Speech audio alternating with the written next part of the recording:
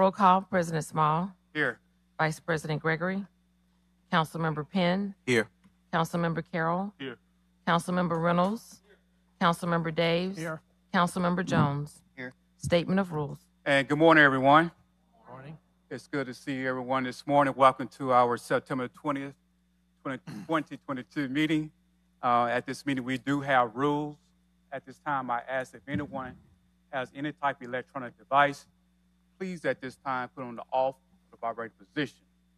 The off or the vibrator position. Any person desiring to address this council must sign in indicating the resolution, the ordinance, appeal, or public hearing agenda item before entering the meeting. When addressing the council, the speaker must state his or her name and address. Any person desiring to speak to the council on a non-agenda item must contact the city clerk office no later than 2 p.m. on the Thursday prior to the council meeting.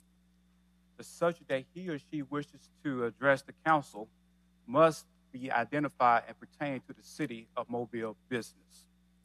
Any person who has not given proper notice to the city clerk office and wishes to speak on a non-agenda item would not be allowed to do so.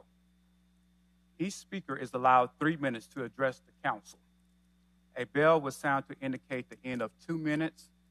1 minute remains for summarizing. The second bell indicates the time has expired. When addressing the council, there should be no personal address to any individual council members. All statements are to be made to the chair, who will recognize any council member who wishes to respond. To maintain decorum, there would be no undue applause and a public outcry allowed. Madam City Clerk. Approval of minutes of September 13th. So moved. Second. Been properly moved and second. In the discussion. All in favor? Aye. All opposed? Minutes approved. Communications from the mayor. Good morning. Good morning. Good to see everybody here this morning. There's certainly some new faces that I don't think many of us recognize being here, so welcome to the City Council meeting. I've got two items that I'd like to start with, and then we'll have some presentations of proclamations and Officer of the Month and Firefighter of the Month afterwards. But today, along with the City Council, we're rolling out what we're calling the texting service for our citizens, and it's called Text My Gov, and it's an opportunity for you and us to have a better communications, more rapid communications than what we've had in the past. But it uses phone's regular SMS messaging features to relay information to the city and to provide updates on city events, our projects, and services to the residents.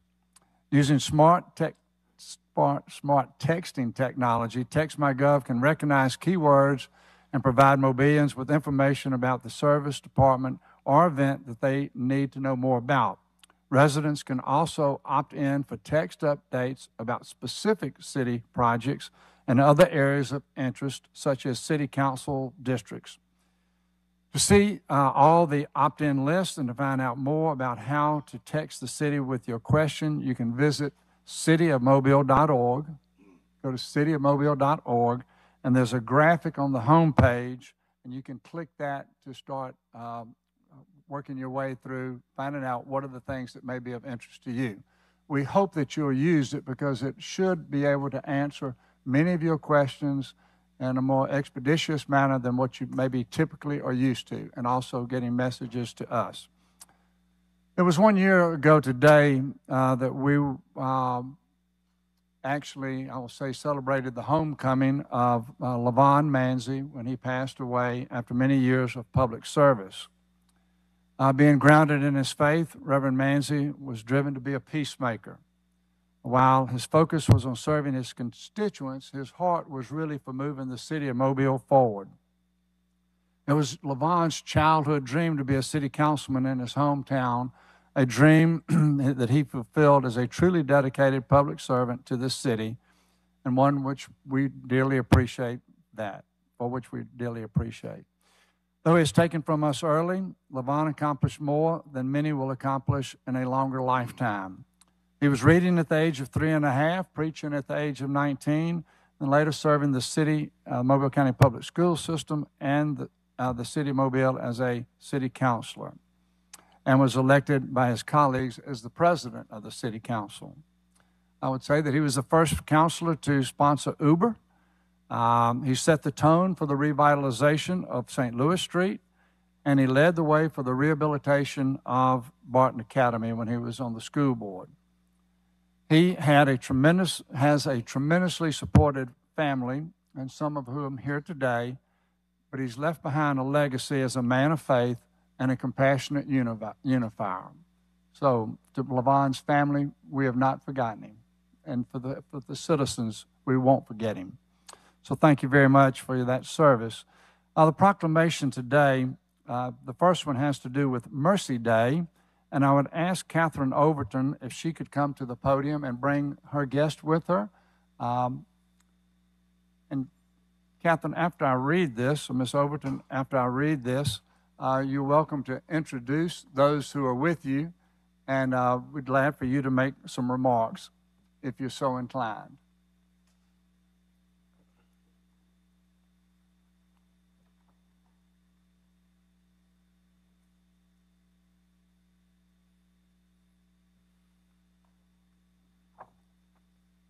The proclamation reads, whereas Mercy Life of Alabama, serving in the tradition of the Sisters of Mercy and a Trinity Health Ministry, opened her doors in our community in 2011.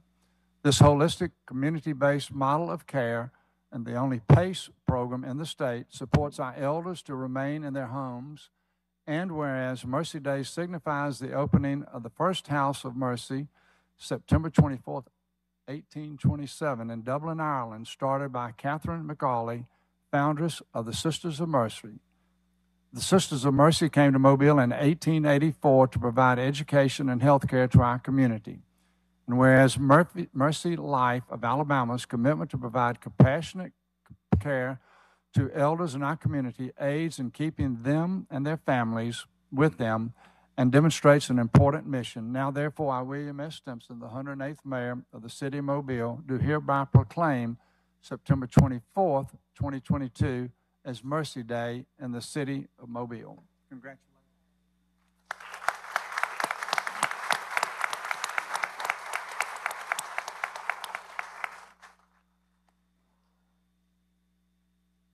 Thank you, Mayor Stimson. Thank you, City Council. I'd like to introduce Gemma Campbell, our Enrollment Director, Patrick Bolton, our Chaplain, and Sister Marilyn DeGraff. Our mission at Mercy is clear. We serve the underprivileged with medical care and enable people to stay in their homes and out of nursing homes. To that mission,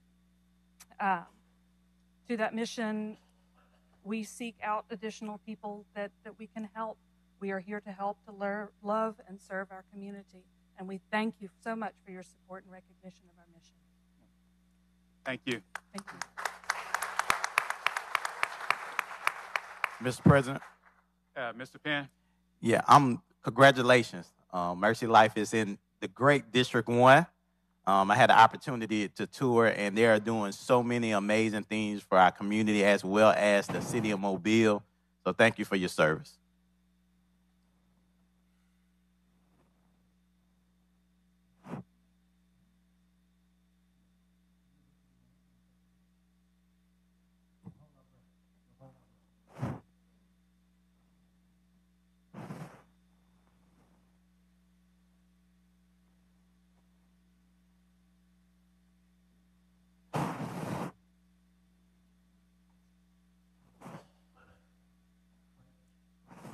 It's also good to see Sister Gigi Campbell, one of the gospel comedians in Mobile. Amen.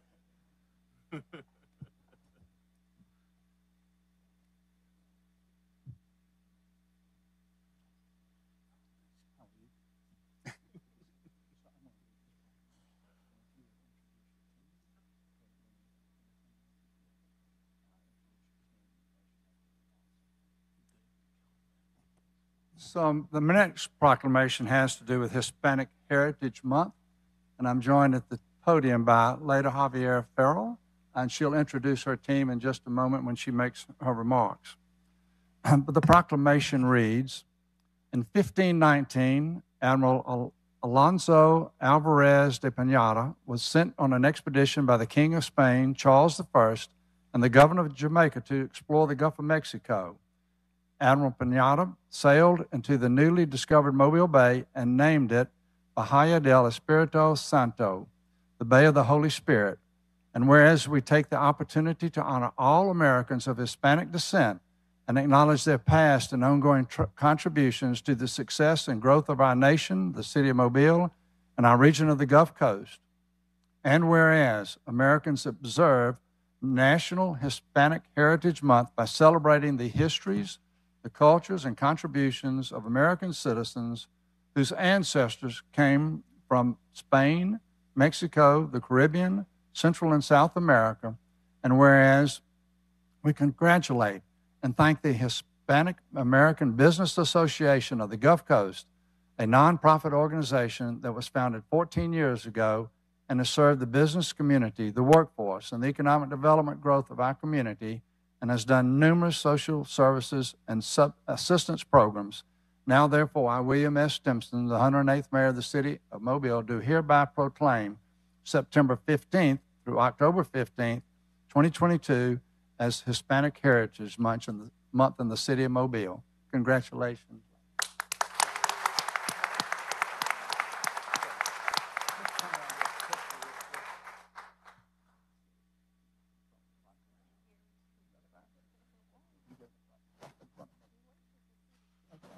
Here we go.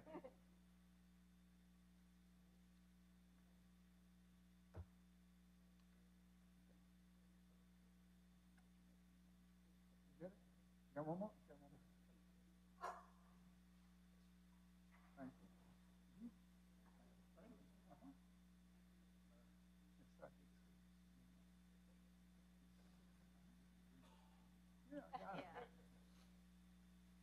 Thank you so much. He said everything that needed to be said, but yes, we are part of the economic force of this city. We're proud to be here.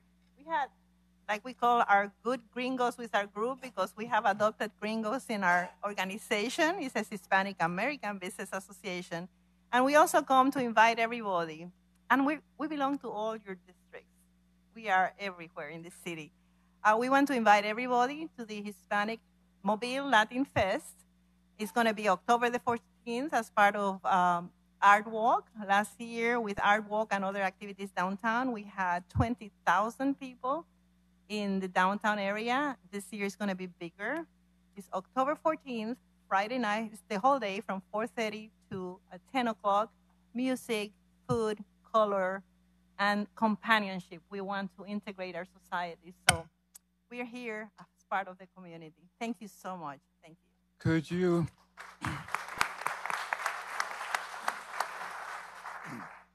Could you make sure that you send a PDF of the flyer to our city clerk office? We can also include it into our newsletters and everything.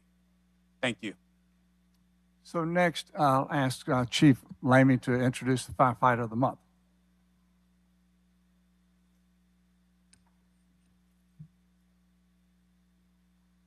Good morning. Morning. Again, we're thankful for this opportunity to present the Firefighter of the Month. This month we have driver Tony Sessions. Tony's a 28-year veteran of the Mobile Fire Rescue Department and also served in the Navy prior to his time with Mobile Fire.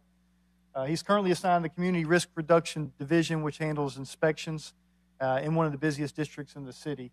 And I can tell you one thing about Tony. He's been a staple in our department for professionalism. I mean, this guy shows up every single day, eager to do his job, and always looks the part. Uniform's always straight. And after 28 years, for somebody that takes it that seriously, that's a big testament to his discipline and just his professionalism on a daily basis. So it's my honor to recognize him. And on behalf of all the citizens, the city council, and the mayor's staff, we just want to say thank you to you. Congratulations on being Firefighter of the Month.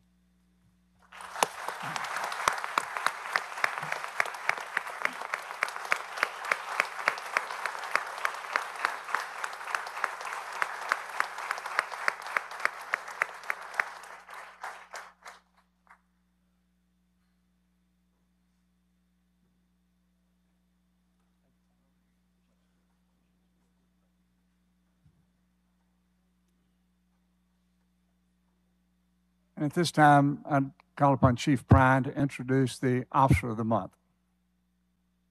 Good morning, and thank you for the opportunity to be here today.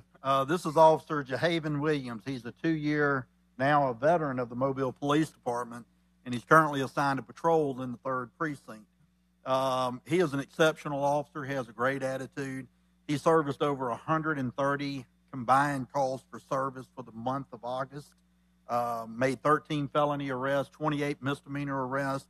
He recovered 3 stolen vehicles and 3 more stolen guns and took them off the streets of the city of Mobile. And with that said, he is really the epitome of what we're looking to hire and recruit and certainly retain at the Mobile Police Department. So for that said, congratulations. Job well done for Officer of the Month.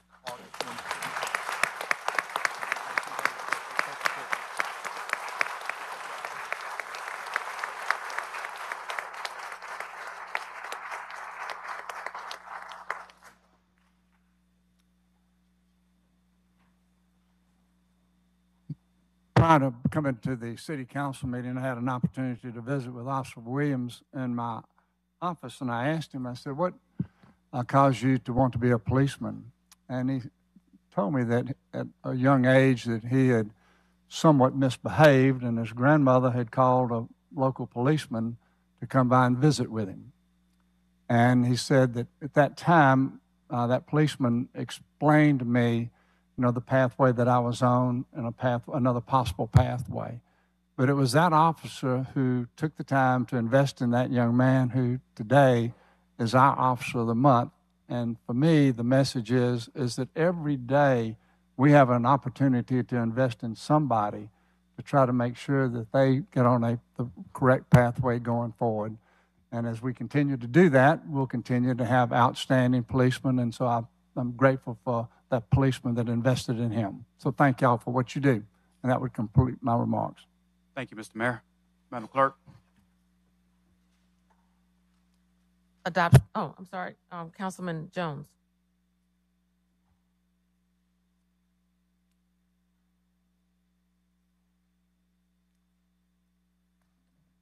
We've got one proclamation to read. It's Constitution Week in America this week, and obviously that is a huge event that takes us back to the very roots of our nation. The Daughters of the American Revolution celebrate this week, and I've got a proclamation that we're going to read. Y'all come on down. While they come down, I'll go ahead and read the proclamation. It says, whereas on September 17, 1787, the United States Constitution was signed in Philadelphia, Pennsylvania, by our founding fathers and has served as the supreme law of the land for the last 235 years.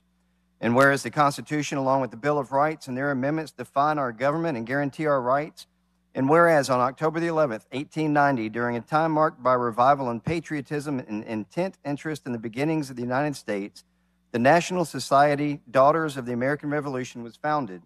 And whereas the daughters were women who had a desire to express their patriotism, as well as their frustration with their exclusion from men's organizations, and their objectives are those of historical, educational, and patriotic premise. And now, therefore, I, Scott Jones, council member of District 6, along with the members of the Mobile City Council, do hereby proclaim Tuesday, September 20th, as Daughters of the American Revolution Day in honor of Constitution Week in Mobile, and urge all of our citizens to join with us in recognizing this historical anniversary. Done at the City of Mobile this 20th day of September, Scott Jones.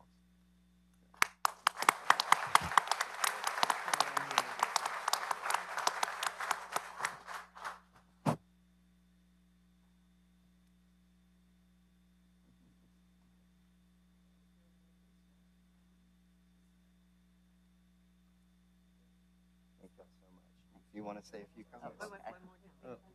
Okay, sorry.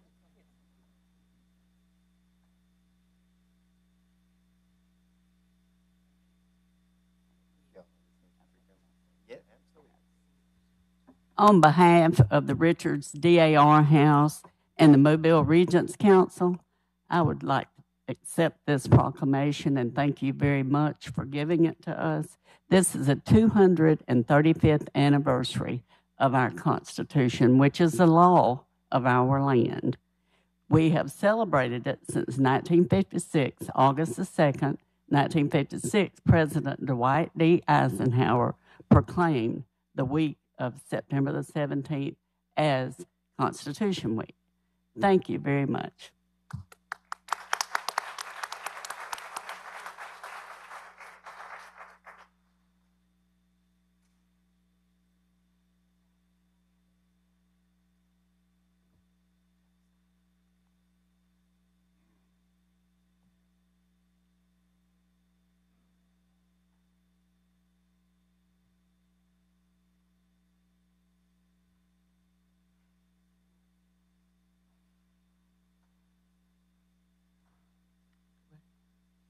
Adoption of the agenda. So moved.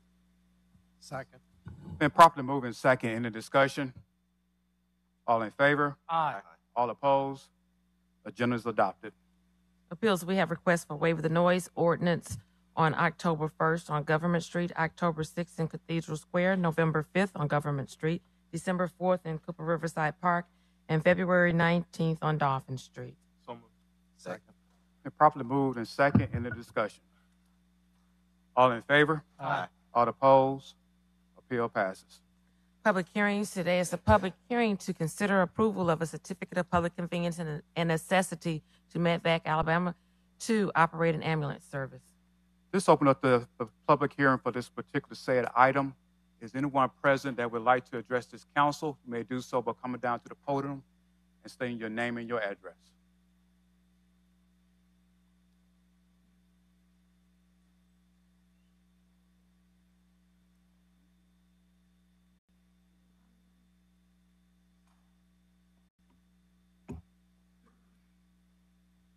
Good morning, Council. Terrence Ramatar of Lifeguard Ambulance Service, 22 Midtown Park. On behalf of Lifeguard Ambulance Services, I'd like to make a few comments on this application. I'm the government affairs representative for Lifeguard's parent company, and I have responsibility over the Alabama market. But more importantly, have over 2 decades of operational experience in this role. I also serve on the board of directors of the American Ambulance Association, and participate in national conversations. And I'm happy to bring this perspective to you today. The available workforce of EMTs and paramedics is limited within the city of Mobile, as well as the surrounding areas. So all available frontline staff are currently employed by either the fire department or one of the existing providers. All providers currently have more than enough ambulances to meet the demand. Furthermore, all organizations are currently invested in hiring and recruiting processes to train, certify, and hire EMTs and paramedics from within the area. The addition of another ambulance provider simply harms those efforts. Without demonstrable evidence that another fleet of ambulances brings newly certified personnel, an additional provider would need to seek to just hire away from the existing providers, including the fire services, leading to an exacerbation of the current workforce shortage that we're all dealing with. All providers currently have made significant investments into the city of Mobile within the last year to mitigate these challenges. Lifeguard Ambulance recently invested over $300,000 in wage increases for our frontline responders, and also to encourage citizens to become EMTs and paramedics. We've also invested in new paid education programs that you'll probably hear about shortly, called Earn While You Learn. And this is where we produce and employ, I hope to target, we're targeting 24 EMTs and paramedics from within this area that are receiving paid training, and we hope to graduate them by the end of the year.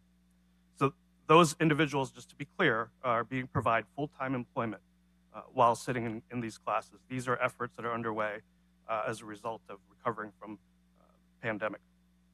So our ask to the City Council is that you allow these efforts and the financial investments that we're all making to flourish. We are committed to addressing the workforce need while maintaining a high level of quality care and service. Issuing another certificate to an untested provider in Mobile would allow for poaching of existing personnel from these longtime providers and potentially see them utilized in other business locations outside of the city.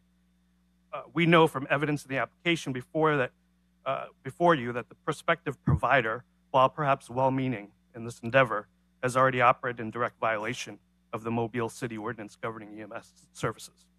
So the healthcare industry overall in Alabama, including ambulance services, is at a fragile point in time. Our current workforce shortage are rising expenses, our cost of fuel, and reductions in reimbursement for ambulance services by payers have created pressures and challenges to sustaining our service levels. Hospitals are experiencing similar challenges, as evidenced by the delays that we're experiencing in transferring our patients from ambulances to hospital beds in emergency departments. These delays are not uncommon to be over an hour long, and it delays the time for ambulances to return back to service. So we appreciate the prerogative of our partner hospitals to express frustration with some service aspects here in Mobile. However, we also appreciate that their own staffing problems are not unlike our own. So it's indisputable that the pandemic drove some former employees or potential members of the healthcare workforce to seek employment in less stressful sectors of the community. All existing providers to the city of Mobile need your support of these efforts to recover the effects of the recent national health emergency.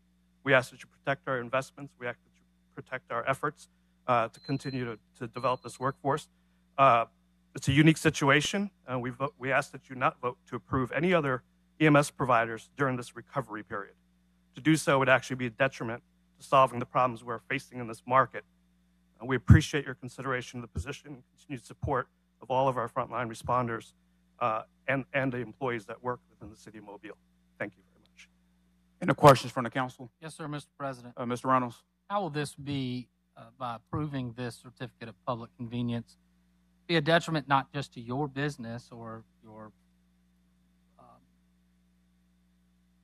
competitor's business? How will this be a detriment to the public, So city of Mobile? Thank you for the question. So currently, all the frontline responders in this community are employed, like I said, either by the fire department or one of the current existing EMS providers. They both respond to both non-emergency and emergency calls in different models. Another provider would simply dilute that effort.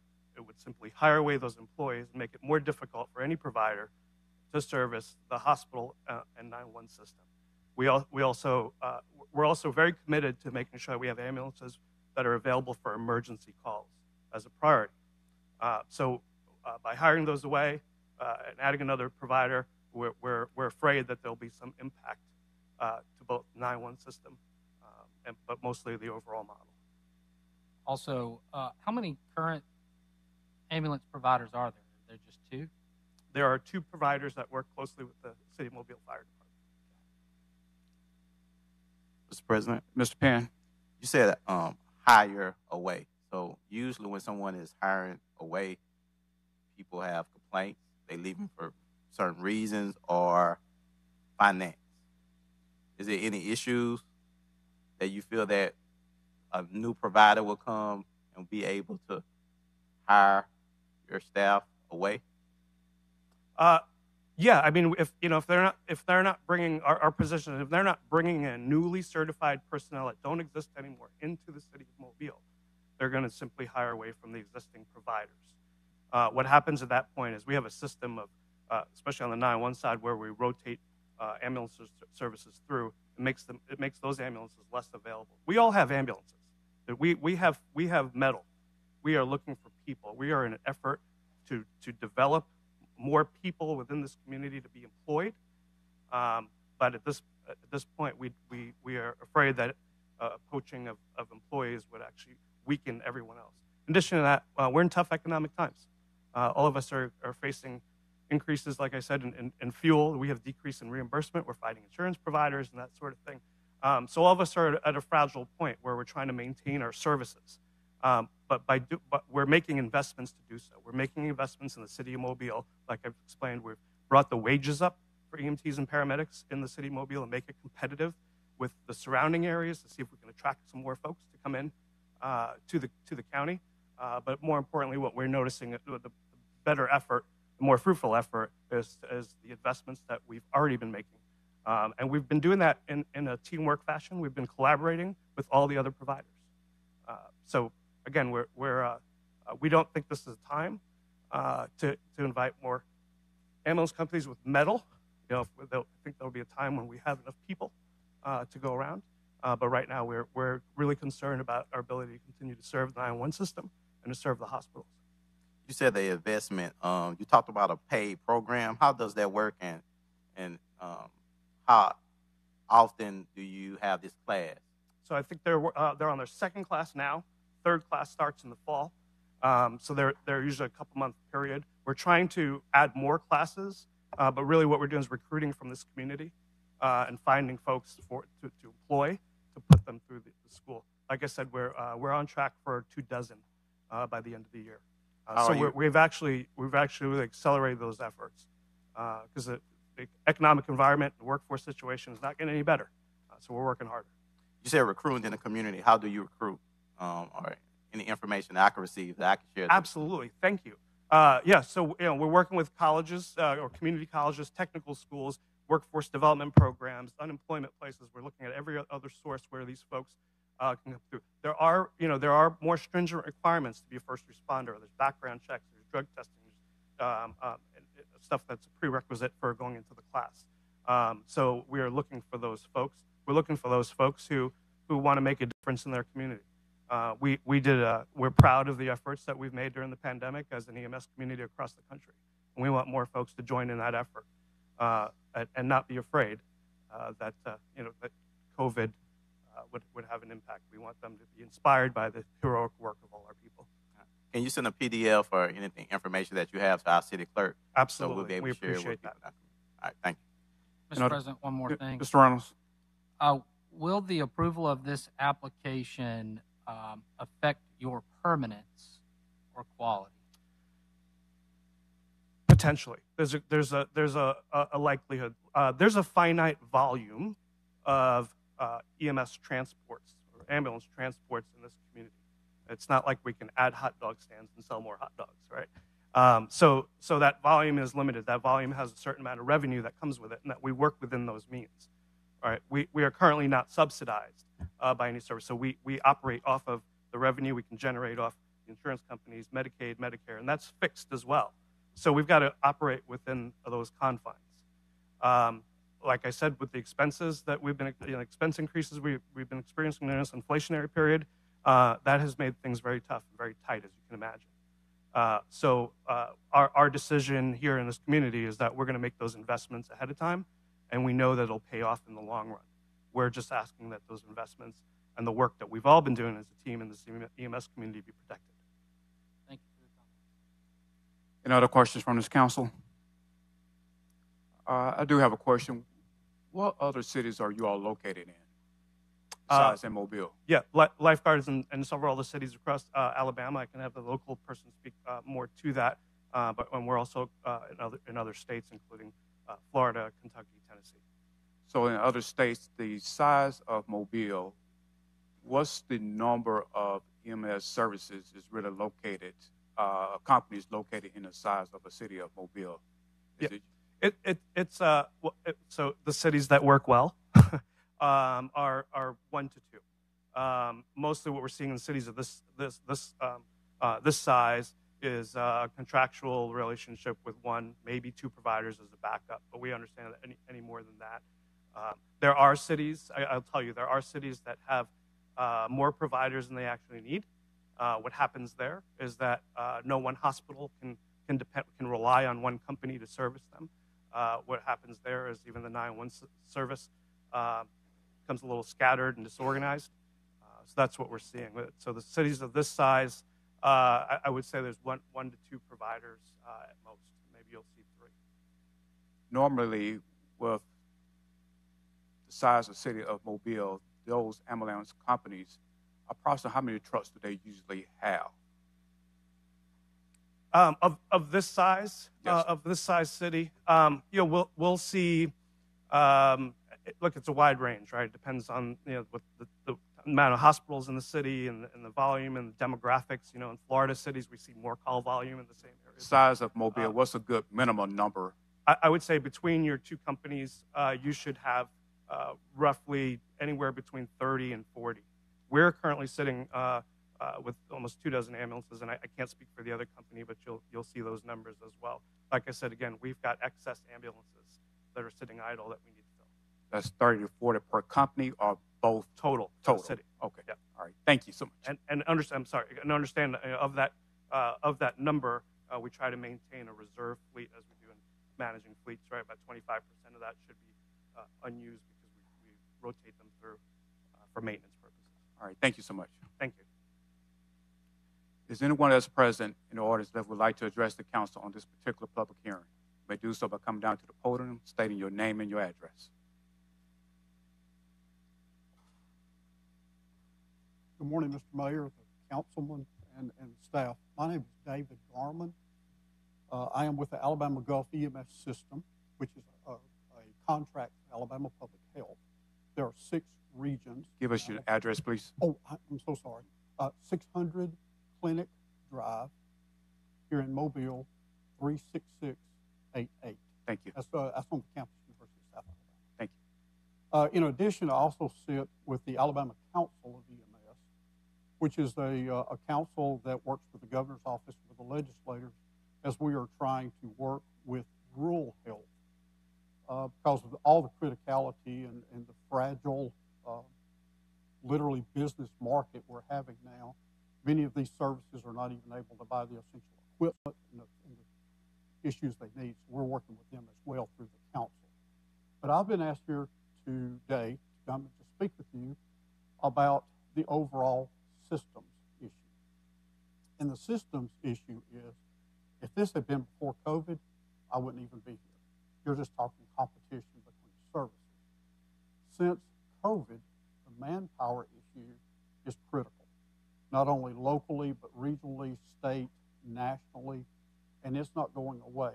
There was almost, over 2 years, the schools could not even do the education because of all of the restrictions and the various components there. Now that we have seen such a reduction of people leaving the service, we're not able to fulfill the educational needs yet, although everyone is working as diligently as possible. They were talking about the earn as you learn, post-secondary, the other schools. We're looking at all types of what we call non-traditional methods that we can to get our personnel back up. So the issue is not equipment. Every service that you talk to in the state of Alabama and other areas, they have plenty of equipment. They have plenty of trucks. It is strictly manpower. Each service is licensed to absolutely do 911 response. Hospital transfers and facility transfers is another requirement or option, but it's not part of their actual license. That's the extra that they try to do. That is what is usually required, though, to offset the deficits because of the payer mix, the limited reimbursements, the ever-increasing cost all the way around. So it is strictly an issue now of a very fragile market. And it's not an issue of somebody just trying to get all the money and all the pot of gold. They're just simply trying to survive right now all the way across. I am not here today to address one service or the other. I work with all these services. And no matter the outcomes, I will still work with all these services. But what we have found in trends, both in the rural area and the urban area, in Alabama and in other states, is that when services begin to move around, shift around, a third service suddenly comes in that's not used to being there, it has negative impact. Within 4 to 6 months, one of those services is leaving because they just cannot financially sustain what they so fragilely had to start with. And so you're right back to where you kind of were in regards to that. And so that's the point I would like to make to the council today is the trends we have seen, such as the city of Birmingham, Randolph County, Alabama, is another one from a rural standpoint. Though everyone has a good desire to come in and help, the end result is it has a negative impact all the way around for that. So that would be the main point I'd like to make. Any questions from the council? Mr. President. Mr. Jones? Yeah, just general question with regards to the emergency medical services provided by the fire department versus the private companies. What's the percentage? I don't know if you have it on a monthly or daily basis. What percentage of the services are provided by the fire department for Mobile versus these private companies on a daily basis? Well, in the city, the Mobile Fire is the primary 911 response. So all 911 calls come through the city. And then when they arrive on scene, if it is very critical and it's an ALS and they have a unit available, then they are the ones that are treating and transporting. We have on a daily basis, and currently between Lifeguard and Newman's, they take every other day, that they back up the city for what we refer to as BLS, or not as critical a patient.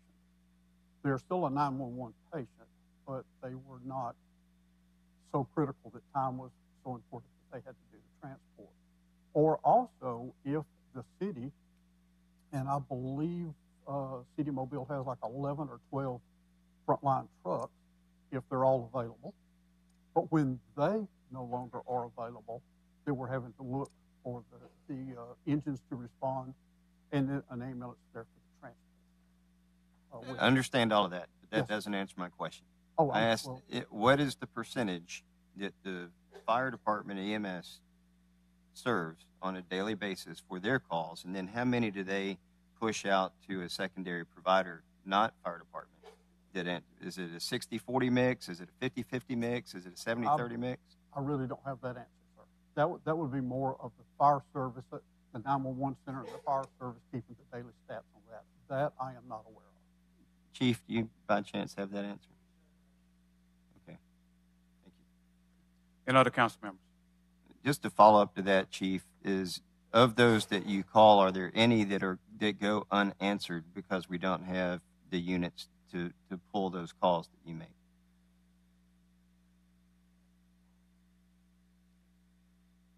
And other council members? Thank you, sir. Thank you. Is anyone else that would like to address this council on this particular public hearing?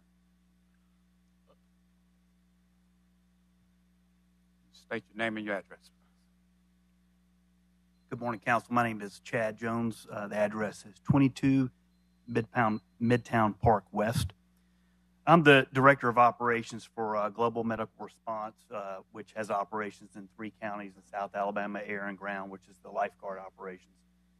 I don't want to be repetitive. I don't want to waste your time, but I want to speak to some of the issues that I'm trying to solve as the Director of Operations, much like the issues that the council is seeing that you're trying to solve for the city of Mobile and the EMS systems. Number one, we have to, see the issues clearly, which we do, and there's 2 main issues. One, compliance with Mobile Fire Department. Our contract with the city and with the fire department says that we have to meet a certain level of compliance, which obviously we have not been able to do. That's apparent. We see that clearly. We get a request. Some of your questions were, how many calls a day or whatnot. Well, we get a request for about 40 calls a day or so. The other is the non-emergency demand has outdone the supply to answer that demand. So first of all, those are the issues that as the operation director, I'm sure similar to what you're seeing of what we have to address. Do we completely understand the problem that leads to those issues? And listen to what Mr. Garman said and doing our research, it's a workforce problem. We have 24 ambulances sitting on the lot over at our office, and we're able to staff about 8 of those a day with personnel. So we look at that. We have 75 EMTs and medics, short about 25 that we need to meet that demand, both with the compliance with the city and the non-emergency demand with the facilities. The impact, what caused that? You say, was that just poor management? Is that poor leadership? Well, COVID-19, as we all know, was the main impact. We saw a workforce leave. Folks got out of the business. Folks left to travel to get money. You guys have seen that, operations nationwide offering huge bonuses for EMS. Schools were not able to operate to put folks out. So at the end of the day, it was all of those things that contributed to the decrease in workforce. What's a viable solution? As the director said, how do we fix that problem without going out of business? 3 things: retain, recruit, and create. So, one of the questions that was brought up, well, do you worry about your employees leaving? Well, we invested in the retainment. What Mr. Terrence spoke to, $300,000 was, put forth to retain those folks. An equal amount has put set aside to recruit, increasing the wages to help recruit folks. In creation, this Earn While You Learn program is not something that's been done before. It's not the school's fault. It's not the school's fault that they couldn't put people out. It was the situation. What do we do to help with it? So we hired our own instructors, put our own education process in place where we can hire folks, give job opportunities to citizens that they're interested in that can actually get paid while they come through school instead of having to fork out money to go to school before they can get a good paying job. So put those things into place for the creation. What it's not is adding additional ambulances or services. If it was that, then we would pull additional ambulances in, which we could very well do. The demand, as far as operational sustainability, we have to be responsible, reliable, right? The demand says for those calls that we need, and I don't want to talk outside, but I want to give some understanding what we do. About 100 unit hours. That means, if you have a 10-hour shift, that would be 10 trucks, right? For 100 unit hours to support the fire department. About 100 unit hours to support the hospitals. We're only able to do about half of that right now. With the personnel that we have the opportunity to put up about 100 unit hours. And then our struggles, our compliance percentages, I have, because of our collaborative efforts, can say that's the same structure that the hospitals are facing, right? They have about the same compliance of about able to get a person in. And so their struggles equal our struggles. About 10% of those unit hours are held at the hospitals throughout the day that aren't able to go back on a call because they're delayed. So all those investments we talk about, like I said, 10% of those equal inefficiency. So we've got to work better to be efficiency there. The low reimbursement, all the times, all those things we're doing, no change in reimbursement.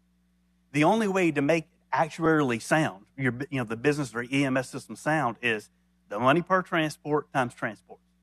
So when we invest more, we have to increase the transports because the money per transport hasn't changed. So allowing another service in decreases those transports per service, which makes none of them be able to be actuarially sound. And that's where I look at, as the operations director for our business. So not as a competitor, but as an EMS system. Yeah.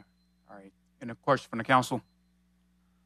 Mr. President, I don't have any questions of the individual at the podium, but I would like to hear the public safety director's opinion on this. All right. Thank you, sir. Thank you, sir.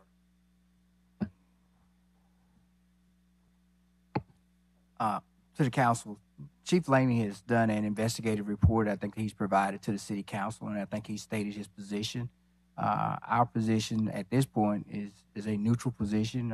We've given you the pros and cons of what we believe to be the emphasis of the decision that needs to be made today, and we're going to stand on the report that we provided to you guys. Well, I just publicly wanted the public to hear that there was no opposition from public services to an additional EMS service in the city. I thought that would be valuable information for the public just to know at this time. Yes.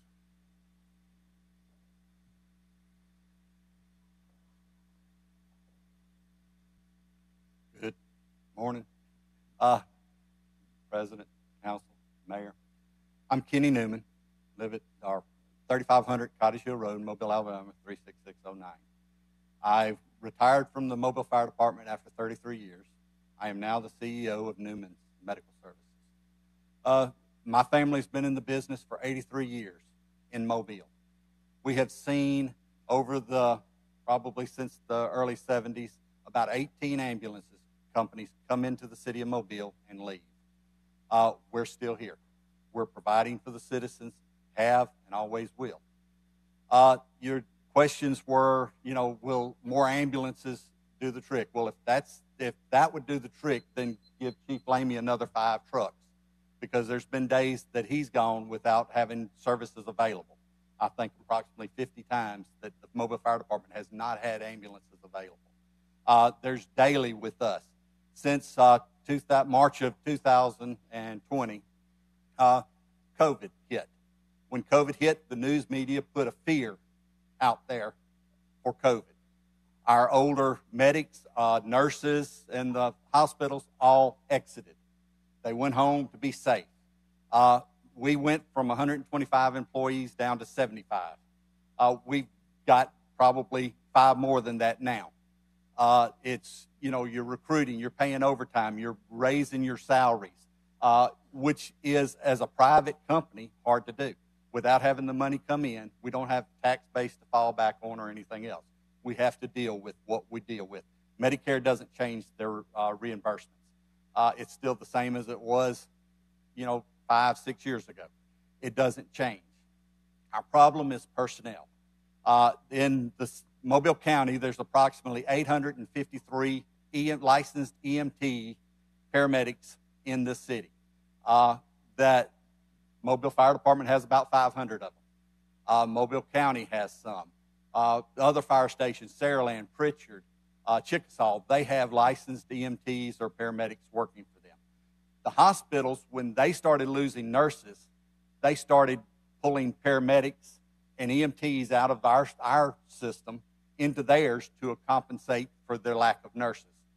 So we've lost quite a few there.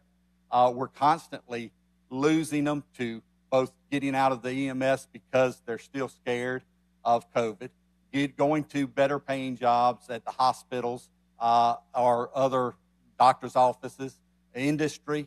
Like I said, there's 583 licensed EMTs in Mobile.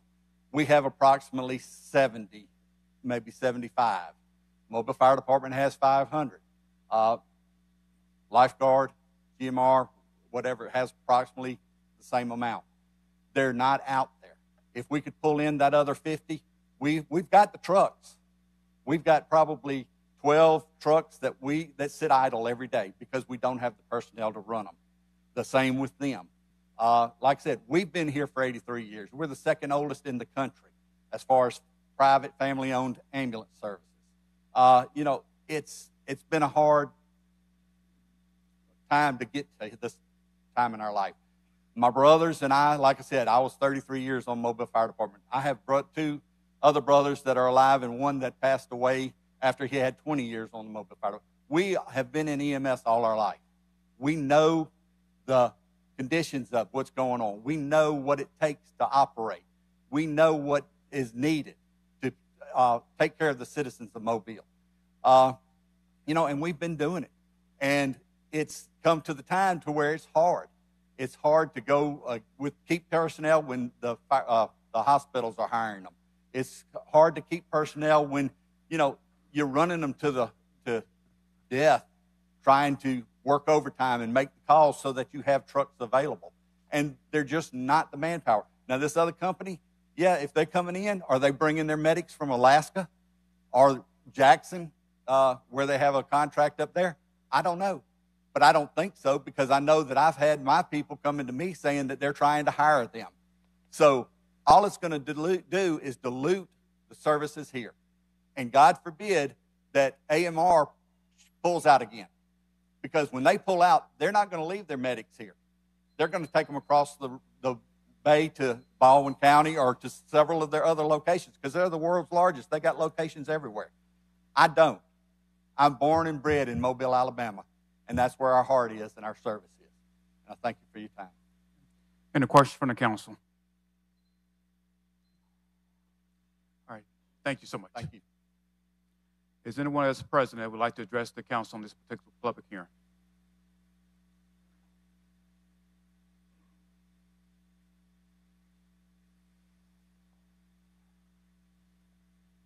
Good morning. Kenneth Hughes, Medevac, Alabama. We are at 61 St. Joseph Street, and I am from Mobile, Alabama, not Alaska. I am the owner and director of Medevac, Alabama, Incorporated, and we are a small ambulance service, no question. We own 13 ambulances at the moment. We employ right around 50 people. It goes up and down a bit. We operate in Clark County and Baldwin County, Alabama. Our Baldwin County operation does primarily non-emergent transport. We rarely do a 911 call. Our Clark County operation does about 50-50. We're the primary contractor, the sole contractor for Jackson, Alabama, It's a small town. We have great things we're doing for those folks, but it's not Mobile. I have personally been in Mobile EMS for more time than I care to talk about, at least 15 years. I've worked for these guys, AMR, GMR, AGH, Lifeguard, whatever you want to call it, in both iterations. Mr. Newman is correct. Lifeguard may pull out. It is possible. They've done it before. I don't know that that really necessarily should sway your decision one way or the other. Quite frankly, in our experience with Baldwin County, I don't believe that AMR is here right now as it is. We have excess capacity in Baldwin County because every ambulance from Mobile is spending most of their time in Baldwin County right now. Our Clark County operation, no, the paramedics are not coming down. Alaska, no, not really either. As far as where we can get personnel that others cannot, quite frankly, there are a lot of folks that will not work for AMR. It's the largest ambulance in the country. It's a very corporate mentality. He talked a little bit about unit hours. They are ruled by unit hours. If an ambulance doesn't make a call X amount of hours, they're going home. And it doesn't matter whether your paycheck gets cut or not. They don't care. It's UHU or nothing. As far as Mr. Newman's comment about him being here for 83 years and that they've come and gone, they absolutely have. And Newman's will still be here. They're a wonderful company. Can we make a difference in Mobile? We're not going to change the world. There's still going to be personnel issues. We're going to have to be as creative as everyone else is in getting ambulances on the road. We've got extra ambulances. Right this very second, with what we're doing in Baldwin County, we got extra people. That isn't going to go real far in Mobile. The difference between us and the corporate mentality of it is that I own Medevac, Alabama. I am a paramedic. I'm a paramedic from Mobile, Alabama. I've lived here all my life. I want to see our personnel grow and serve in this community. That's my sole want. And I want it to be sustainable. We're not going to go put 100 trucks on the road. We can't afford to. But we can afford to put enough to make a difference. As to how these private services affect emergent calls is not quite the way that the council probably thinks. The BLS calls, no one generally is going to die from not getting an ambulance for 20 minutes. But what it does do is it ties up these rescue trucks, these ALS rescue trucks, and they're not available to get the 911 calls that are high priority. And that's what's going unanswered, because when Mobile Fire is running half of the BLS calls, that's a problem. That's going to cause them retention issues. That's going to cause them extra overtime. That's going to cause Mobile firemen that might otherwise take a second job and ride on a private service. They don't want to. They don't have energy for it. And the other thing that does is it gums up these hospitals. Am I done? Okay. It gums up these hospitals. And if these hospitals cannot discharge patients, then they cannot free up those beds for someone else. And this causes a cascade problem. The problem is that then you have the AMR ambulances, the Newman's ambulances, the Mobile Fire ambulances lined up in the hallway. Ain't got no place to put them. There's no free beds. So we actually get 1 or 2 calls a week from Lifeguard. Hey, will you please come over here and come and get a patient? Happens to this very moment. We've stopped doing it. I tell you, we did it. Now, we only did it for ones that we thought were correct. We thought, and we were under the impression, that we could pick up a patient from the city of Mobile and take them to Birmingham, to take them to Montgomery, to take them out of the city. Our attorney gave us either bad advice or a bad interpretation. I don't know. Whatever the case may be, we've stopped. And now the hospitals are even more gummed up. And this causes us an issue in Clark County because we ran all night last night. Excuse me, sir. Council, I would like to extend 1 additional minute. Can I get 2 other councilors to join me with that? Yes. Yep. Yes. Okay. One more minute. All right, thank you. In any case, this causes us problems in the rural area because now we have these rural critical access hospitals that cannot take our patients. So our ambulances are coming down empty and they're leaving empty. Instead, we'd like for them to come down empty and take a patient with them. And we feel like that this would help AMR, this would help Newman's, this would help Mobile Fire, this would help the city of Mobile, and be sustainable for everyone. It is not our intent to run anybody out of here. Newman's is going to be here until I die. I know that, and I'm good with that. I love the Newman family. AMR is the world's largest ambulance service. You want resources? They got them. But understand that it comes with a price. The actuaries run things. The corporate mentality is there, and there's nothing wrong with that. God knows, as a small ambulance provider, I've been broke before. I don't like it. And I feel like that we can work in that middle area and help try to get things done. Try to make things just a little bit better for the city. Promise the world? Absolutely not. But I promise you my best. Any questions from the council? Yeah, Mr. President. Yeah, Mr. Jones. First question is to Chief Lamy. What would you say is the requirement from a private provider on a daily basis? How many ambulances would they need to pick up your calls? And if we don't have that, that's fine. But that's something I would like to know. Yeah, we've had conversations with the private ambulance services that are operating in the city right now, and typically during the daytime is our busiest time. The nighttime, the calls are typically a little bit less, but we estimate anywhere from 6 to 8 ambulances in a day. Available that day? Yes, sir. Okay, thank you. And then, so follow up with that for the medevac representative. So if that's the need, 5 to 8 ambulances, do you have the capability of ambulances and personnel, if this was approved, to start that service tomorrow? It would be a stretch, but yes, we could. Now, and when I say a stretch, I mean that I would be out there and every person that I've ever employed would be out there. The reality of it is that for that number, that 6 to 8, that presumes the idea that these ambulance services have contracts with facilities. They have pre-existing commitments they have to meet, and that's the number that they're quoting. The reality of it is that a much smaller amount is dedicated towards actually answering Mobile Fire 911 calls. Now, what is that percentage anymore? I don't know. Wall times have changed. There's been things that have changed. The reality of it is we don't have contracts with hospitals. We have no other pre-commitments to make. If tomorrow they were us to make Mobile Fire calls, quite frankly, we could do it as well as the rest of them because we don't have anybody else to answer for. Will that change over time? Absolutely. But our staffing will also hopefully change over time as well. So my next question, and thank you for that answer. My next question is, there's been a lot of discussion about recruiting and getting employees from the same pool.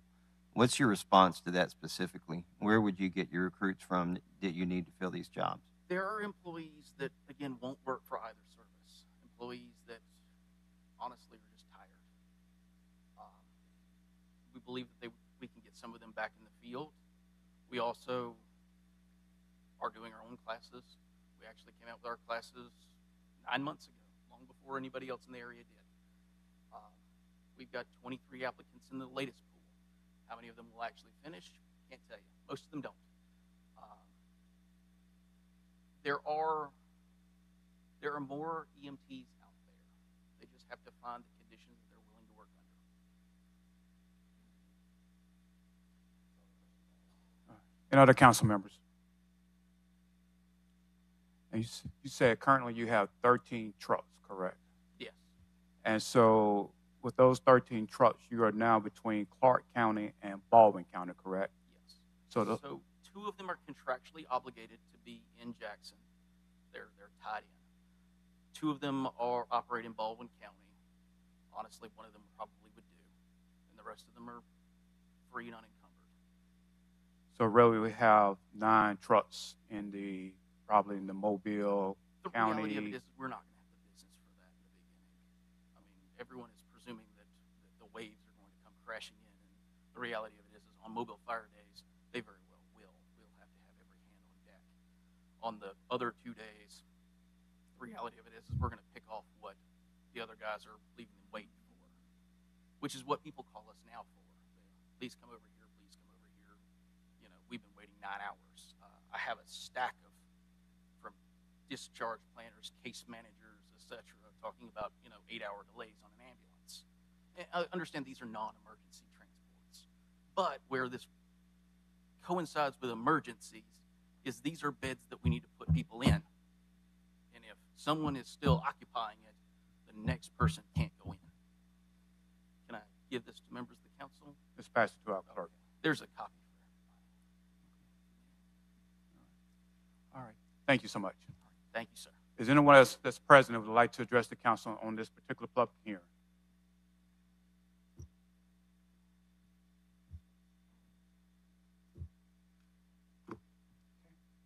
If not, this public hearing is closed.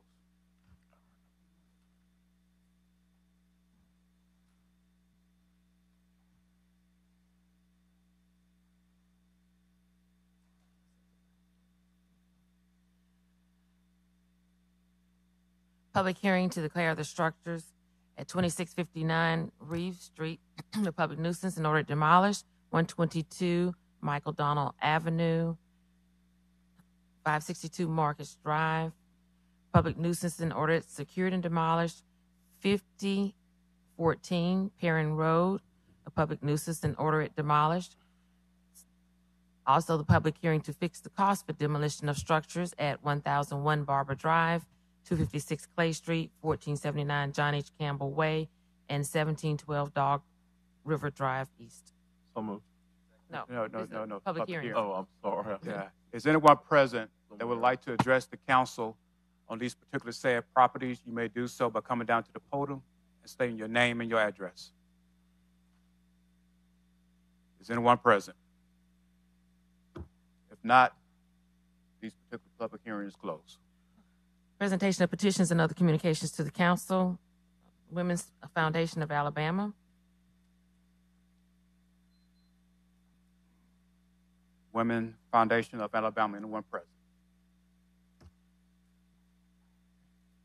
Madam Clerk. Nick Lockus and Joe Erdman.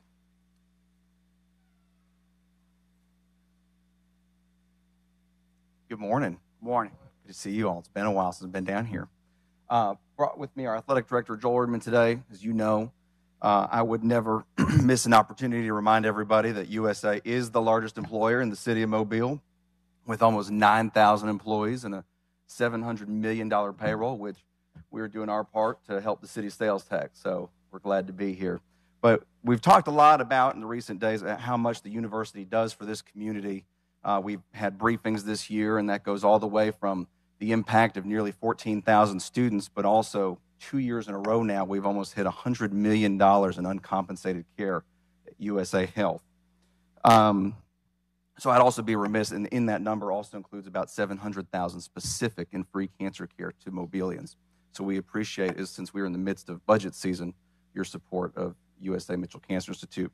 But about this Saturday, and we should have probably brought a proclamation with us, but we have deemed this Saturday as Celebrate Mobile Game Day as we take on Louisiana Tech. And we have appreciated the partnership with the city and the county and the free tickets. And I'm going to let Dr. Erdman give you an update on where we stand with those tickets. And I look forward to recognizing you and your constituents on the field this Saturday. Dr. Erdman? Thank you, Nick. Good morning, everyone. Morning.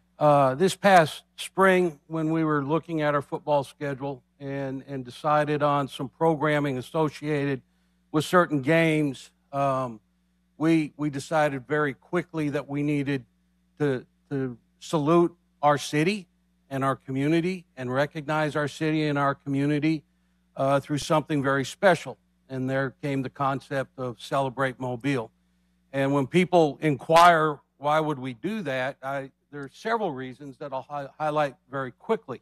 Number one, we are sincerely grateful and forever appreciative of being here.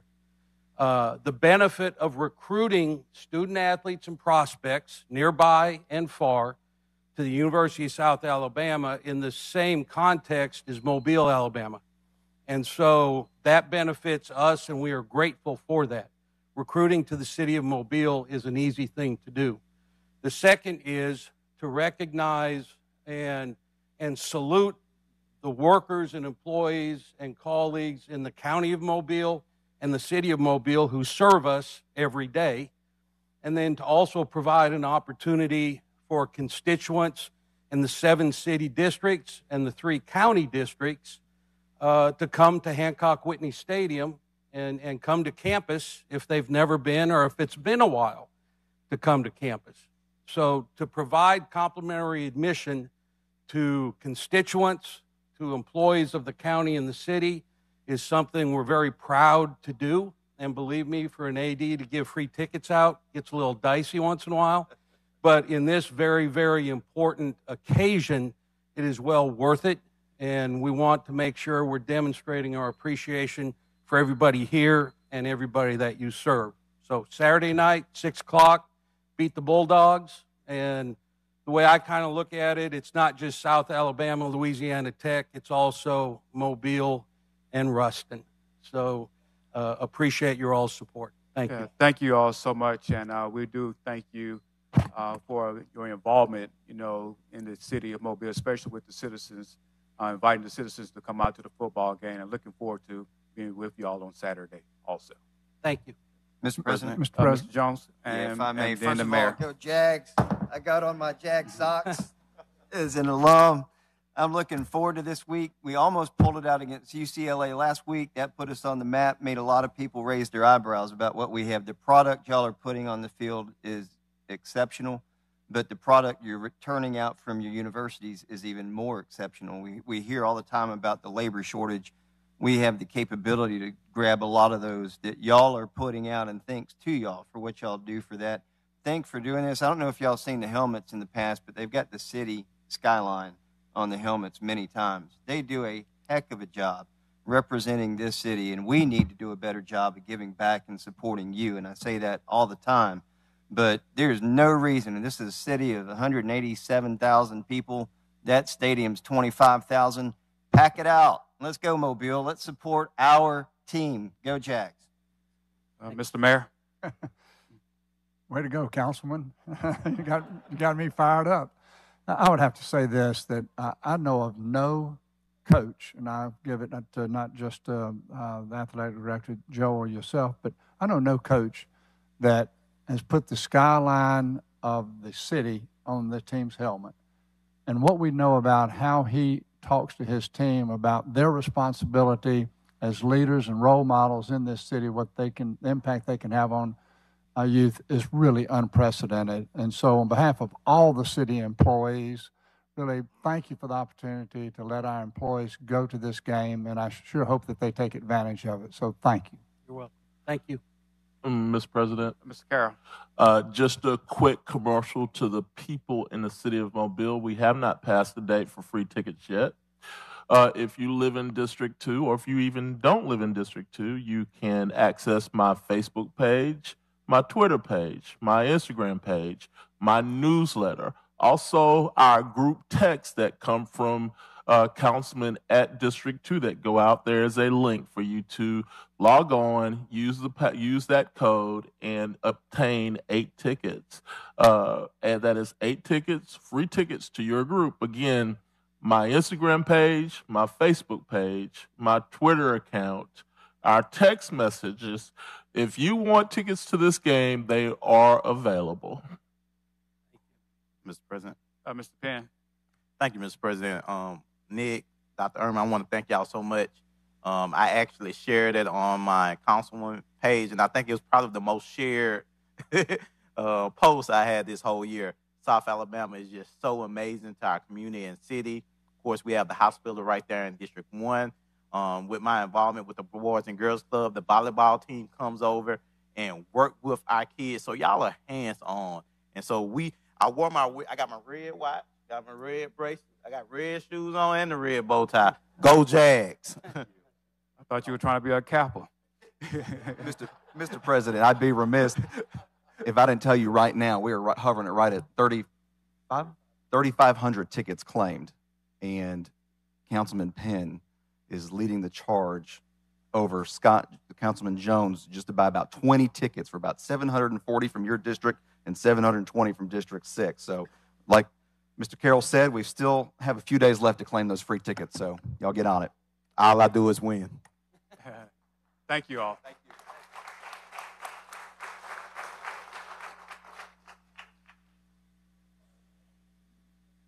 you. Keita Manzi,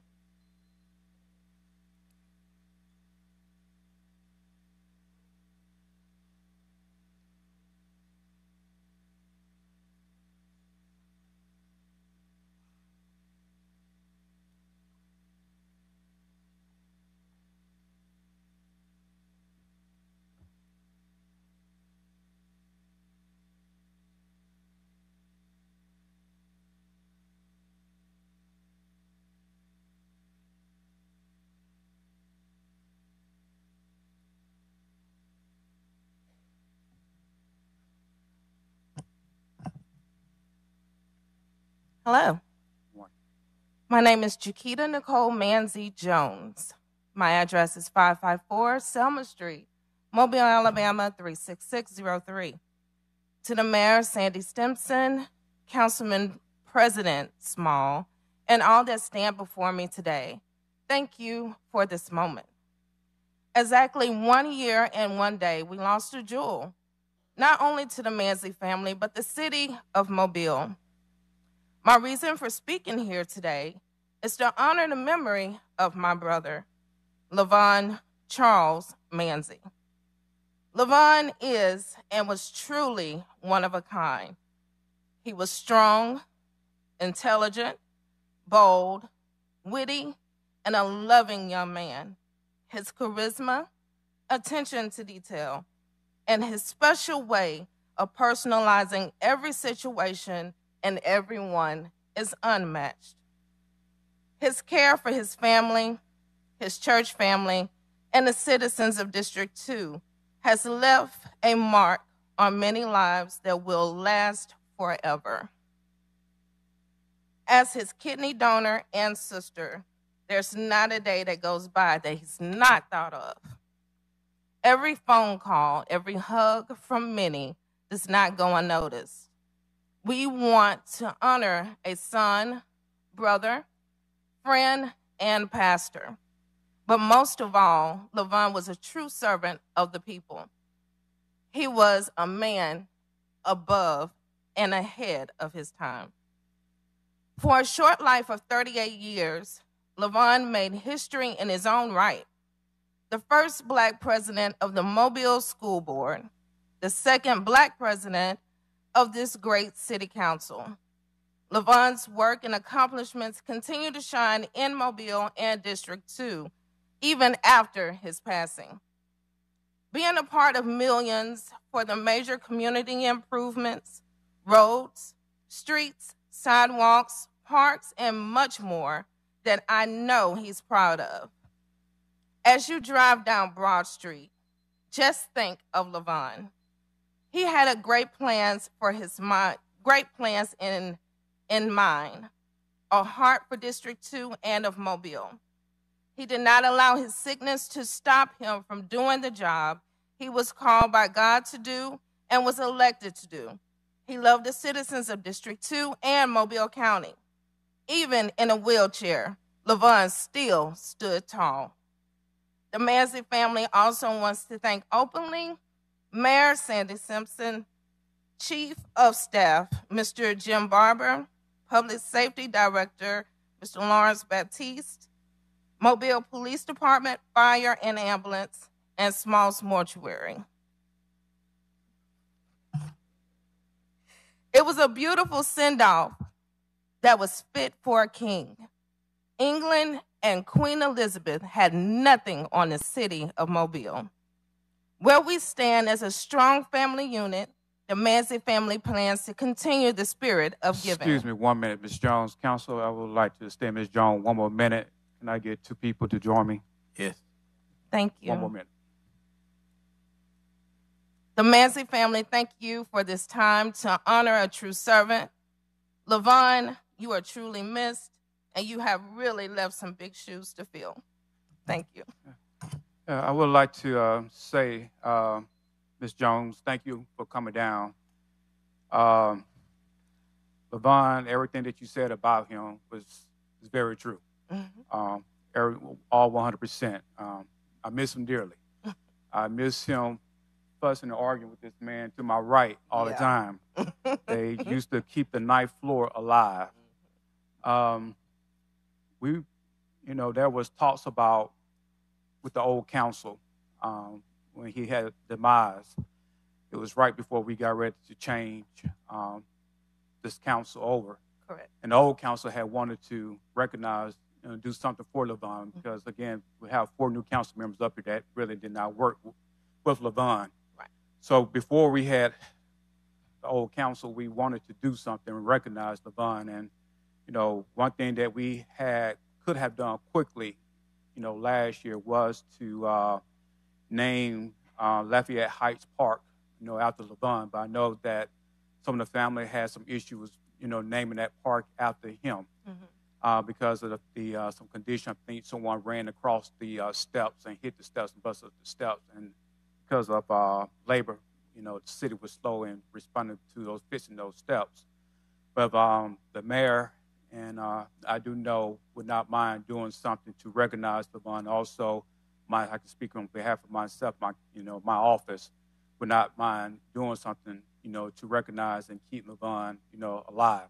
So anything that y'all can think of, just let us know, and we'll work at it. Again, we do appreciate you all coming down, but I would say that Lafayette Heights, was one of Lavon's heart, because even on the background of his Zoom, was Lafayette Heights, and I know he worked very hard trying to turn that into a neighborhood park, even including the clock, that he worked very hard for. But if that park is not suitable enough, please let us know what we can do, and we will try our best to try to make his name stay, ringing, in the city of Mobile, because again, he was one true of a kind. He was. Young man. He was. Thank Thank you. Thank you all.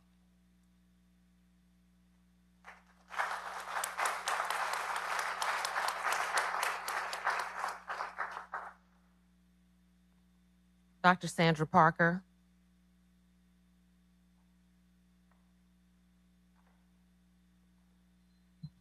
Good morning. Morning. Council President Small, councilman, staff. I'm Dr. Sandra Parker. My address is 5800 Southland Drive. Some of y'all know me. I'm the Chief Medical Officer of Alls Point Health. I'm also the Chair of Psychiatry at the University of South Alabama College of Medicine. Thank y'all for allowing me to speak today. It has come to our attention and the attention of our doctors, some of which are here, and you can see them here today, that a proposal has been made to take $200,000 away from our East Point Hospital budget. As y'all know, we're a public nonprofit, so taking any money away from us really hurts what we're able to do for the people of Mobile.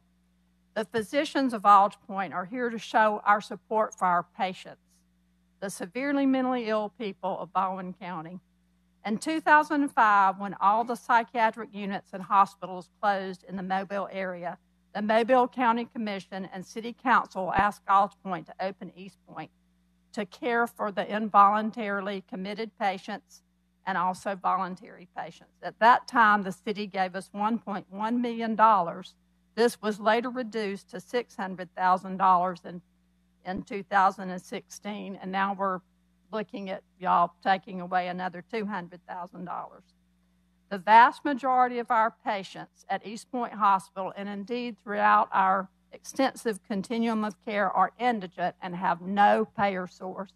We lose over $4 million a year at East Point Hospital alone. We are the only place, we are the safety net that these patients can be hospitalized. Our medical staff and myself finds it shocking and discouraging that now, with the rate of depression, substance abuse, and mental illness skyrocketing across our country and in Mobile, Alabama, that anyone would consider taking any of our money away and decreasing our budget. And we are shocked that we have to be here to defend our budget. We do not mind other people getting money and joining in providing health care. We have no problem with that. We partner with many people to do that in our community. But what we don't want is you to take our money. Let us keep our money to help our patients. Our medical staff in particular is passionate about the underserved and the marginalized. We try to keep patients out of the hospital, and I know many of y'all are familiar with many of the programs that we have invested in to keep patients out of the hospital, because that's better for the patients when it can be done, and also saves money. But we have to be able to be a safety net for our patients and for the community. Safety is our #1 priority. So please help us continue to serve our community by not decreasing our funding. I just want to point out some of our doctors. Not everybody, of course, is able to be here today because we still have a lot of treatment going on. But some of our doctors are here today. And if you are treating mentally ill children and teenagers of Mobile County, please stand up. If you're treating mentally ill adults, please stand up. You can remain standing. If you treat our folks in the Bayou La Battery area, please stand up. If they could focus on patients with substance abuse, please stand up. If you work at our Behavioral Health Crisis Center, which we're working so hard with the police, please stand up. If you treat our hospitalized children and teens at Bay Point Hospital, please stand up. And if you treat our most severely mentally ill inpatients at our residential program, please stand up. If you treat hospitalized patients East Point, I don't know if those doctors are here. They have court this morning. That's Dr. Hollis, Narahari, Billette, Detrinis, and Bird. Dr. Parker, I hate Yes. to cut you off, but you have extended your minutes and everything. But at this time, I'd like to ask all the doctors that work for all departments, would you please just stand for you all can just be recognized. All right, thank you all so much for your hard work. Is there any questions from the council? I'd like to extend a minute. Okay, 1 minute. Okay, I'm just about done.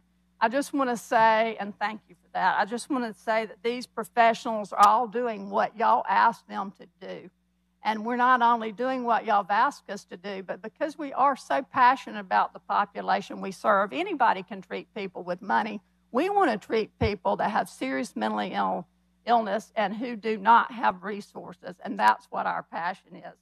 But we're treating them with dedication, exceptionalism, and providing outstanding care to all of these folks.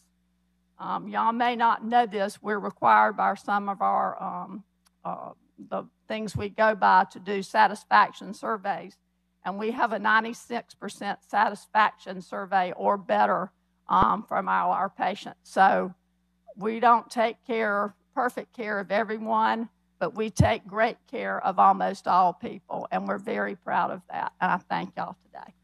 Any questions or comments from this council? I have one. Mr. Carroll? The doctor, a reduction in $200,000 to your budget from the city, what impact that has directly on services provided within the city? That would prevent us from being able to put people in our hospital as much. We would possibly have to cut down the number of people that can be there, which then those people have to go to another city for treatment, and other places don't want our patients because they don't have any insurance. So it would really impact our ability to take care of our patients. And that's not a certain demographic of people, that's all people within the city, right? Yes. So do you know how many people that may be? What percent of people we would not be able to provide care for? I don't have that. And does that also result in reduction of staff? It certainly could. As everybody has said today, staff has gotten to be a leading cost, and we are having to pay more and more money to keep staff and get new staff. And as somebody else said, our patients don't have insurance anyway. The occasional one that we do, the insurance pays very poorly. But basically, our patients are uninsured, and we don't really get much for insurance. Will it, or if any, have any effect on the process at probate court? We would have to work with Judge Davis on that, but it could affect that, yes. Mr. President, I have some questions. Mr. Carroll, you finished? Yes. Mr. Jones? First off, you presented yourself as a nonprofit entity. Isn't it a fact that Alta Point, a portion of Alta Point is actually a for-profit organization? We are a nonprofit organization. Okay, I've got documents here that says hold up. I just asked a question. Yeah. Well, I'm not the CEO, Okay. so I would like to say I'm a doctor, and if you want to ask anything about patient care, I'm your woman for that. Okay. But I do not. I just want to be very clear with the facts that are laid out. Okay, I'm a doctor, and so I may not say it, and I would prefer that the CEO answer that, but we are a nonprofit public organization. Mr. President, Mr. Reynolds. This may be better suited for our Finance Committee meeting scheduled this afternoon. I disagree, Mr. President. There's some questions that need to be answered in this forum. Mr. Jones. Point of order. The Finance Committee meeting, as I was told, is closed to communications from the public and it's supposed to be a working committee with only the council. So this would be the appropriate time unless the chair of the Finance Committee opens the meeting up to conversation from the gallery. Point of order, Mr. President. Go ahead, Mr. The public communication portion of our meeting is not to be a question and answer session or a debate session. So there's nothing on the agenda for this particular item today. There is next week, and maybe during the discussion portion of that item, we can have this discussion. Mr. Jones, go ahead with your question. Thank you, Mr. President. So the performance contract that is in question with the city, isn't it in fact also to come up with standard operating procedures and best practices for the judicial system as well, and it's not specifically just to treat inpatient care? I'm sorry, I don't understand that The question. performance contract that is in question with the city, is it not also to come up with specific performance standards and best practices for the city in relation to the judicial system and with the judicial system? Are you talking with regards about to mental health care? Hold on for one second. Mr. Jones, Yes. Let me ask you a question. Do you have a series of questions or? I do. Is it? Go ahead and There's get the been CEO. things there's questions being asked that are outside the scope of work in this contract. And that needs to be clearly delineated. Just go ahead to and have answer your this- question, Mr. Jones. This discussion. We have the CEO up here. Go ahead. Thank you, Mr. President. Mr. Jones, certainly let me answer the first question you had. You asked if we have another corporation. So back about 2006, because of the incredible cost of the pension plan that we were under, which was RSA, and the unfunded liability that would continue to increase because of the performance of the plan, we created the same type of corporation that the University of South Alabama created in their health system, and the same type of company that the University of Alabama Birmingham created for their health system. I just asked a yes or no question. That's what this corporation is. Do you have a for-profit corporation? No, it's not a for-profit corporation. It is a private, not-for-profit corporation that is only used as a hiring of employees to keep them under a different retirement system. Employees don't want to work under a pension. They don't want to take 6% out of their check anymore. Okay, So that's I why don't need to get that into is the that answer level to of that discussion. It was question. just yes That's or the no. answer to that question. What was the amount of federal and state grants you received this last year? I don't have my budget with me. Was it in excess of $75 million? It probably would be, because that's what we're trying to do. We're trying to take care of these communities. We're taking care of 7 counties. What was your gross profit last year? $450,000 right now. Thank you. So what is the real impact of $200,000 to Alta Point with a $450 million gross profit? $450,000. Mr. Jones. With $75 million, it had to be more than that because he had $75 And I think million when in you start grants. looking at health systems, you can look at the University of South Alabama's health system, Providence Hospital, Mobile Infirmary. We're a health system ourselves. And I think what we have to do is continuously invest in ourselves to create all of the furnishings, equipment, special equipment that we're using for transmagnetic treatment for people with depression. We need funds to continue to do what we're doing. I understand. We're treating 7 counties. Mr. Jones, Mr. Jones, let him answer the question. Yeah, I'm saying $430,000 or whatever our bottom line is this year is not at all out of the normal. As a matter of fact, we're supposed to be creating 3 to 5% of our total budget as net income in order to sustain our property, plant, and equipment, and to be able to sustain raises. We're not able to give raises. We're down a couple of hundred employees ourselves. We understand that $200,000 would pay the salaries of about 12 to 13 nursing assistants that we need right now. This money makes a difference, and we just want you to know what we do. Many, many years, the city council and the county commission, whenever I would come in front of them, they knew us so well, they would say, Turk, you don't even need to be here. Thank you, go ahead and go back. So what we've continued to do is monitor and look at the needs of this county and this city and find out, what do we need? All of the hospitals went out of business in their psychiatric units. All of them did. And whenever they did, we came in and the city council and the county commission said, we're sending mothers with children to Dothan. They're losing their jobs. We're sending mothers with children to Birmingham. They're losing their jobs. Will you set up a hospital?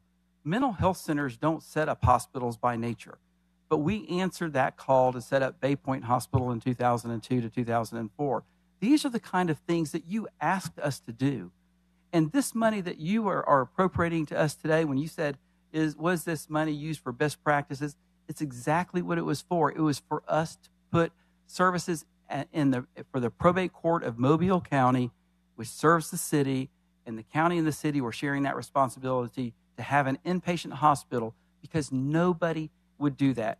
The probate court of Mobile County invited Mobile Infirmary, Mr. South President, Alabama, this is well beyond Providence the scope Hospital, of the question and taking time for Spring the Hill questions that need Hospital, to and be they asked. said, do any of you want to provide a psychiatric inpatient unit for this city and this county? And they all said no. And that's whenever the city and county asked us to do that. All right, thank you. So, but there's other questions that are important that need to be asked. Do you believe that the mental health care funds that the city provides should only go to Alta Point? Yes or no? I think the funding that yes or no? The funding that you allocated to us should go to Alta Point, because this was a commitment that the city made along with the county. There has been no commitment made at this point. In the past. The 310 board, is that run solely by Alta Point? Yes or no? The 310 The state of board. Alabama has 19 310 boards. They were created For by this region. They were created by Act 310 to represent counties or multiple counties in the state of Alabama, and we are a 310 board. You are the only 310 board, correct? Every county only has one 310 board for mental health. And the only entity that resides on that 310 board is Alta Point, correct? That's what it is. A 310 board is a service provider, also one that looks at need. In the last 2 weeks, have you turned away mental health care patients because you had no bed space? Yes or no? I would think that that would probably be the case. We have been struggling at East Point Hospital to have enough night shift to be able to keep our beds open. I'm glad to say our children's hospital at Bay Point today, of 60 acute care beds, has 57. And our acute care hospital at East Point now is gaining. We had a job fair last week, and we had 87 people show up. Many people have been hired over at East Point Hospital. We're not going to be on diversion much longer. Things are starting to turn in terms of the areas of employment. Is it a fact that you've received $2.6 million in 2 separate grants to provide new health care capability to folks that walk in those doors that you cannot currently provide because you don't have the bed space? Point of order, Mr. President. Yeah, Mr. Jones, I'm going to ask you. That is not true. Yeah, Mr. Jones. This can go on for as long as we want. Hold up. Mr. Jones, with just one more other question, we're going to have to move on out of respect for the rest of your colleagues. We spent $9 million last year in services for the probate court in our hospital. Thousands of patients went through our hospital, Mr. Jones, and we lost $7 million net on all of those patients. 21% of the patients that go into East Point Hospital have insurance. No hospital continue to sustain that without other appropriations going into their hospital to be able to support it. This is one of many. The county does that also. The state does that also. So we are trying to piece together revenue to make that hospital work. Nobody else wants to do that. Thank you so much. Mr. President? Mr. Penn. I would like to thank all the doctors that came out. Recently, a lot of people don't know this, but last week I had a situation occur in my community with a young person. And I was able to, as a former behavior specialist, I was able to assist. It was actually an after council meeting in my district, and I sat there and talked to that young person. While I was doing that, a person from Alta Point came and assisted. And that just showed me the need. And so I want to thank y'all for y'all service, everything that you do to give back and be there for our young people and the rest of our community. Thank you, Mr. President. Madam Clerk. John Kilpatrick. Just one more thought. I learned something here today that I did not know. I didn't know that Bay Point was in Baldwin County. East Point, in Baldwin County. How much money from the performance contract that we provide to you guys goes towards East Point?